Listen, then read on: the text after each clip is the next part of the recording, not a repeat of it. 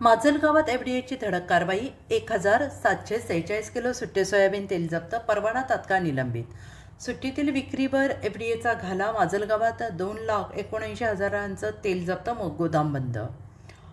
Safe food safe Maharashtra मोहिमेअंतर्गत अन्न आणि औषध प्रशासनाने बीड जिल्ह्यातील माजलगाव येथे मोठी कारवाई केली आहे. जुना मोंढा परिसरातील मेसर्स जान्हवी कमर्शियल्स या आस्थापनेवर टाकलेल्या छाप्यात बिन लेबलचे आणि बॅच क्रमांक विना साठवलेले 1,746 किलो सुट्टे रिफाईंड सोयाबीन तेल जप्त करण्यात आले.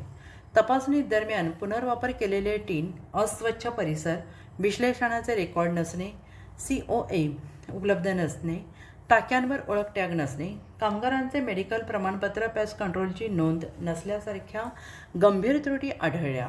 2,19,360 रुपयांचा तेलसाठा जप्त करून आस्थापनेचा परवाना तात्काळ निलंबित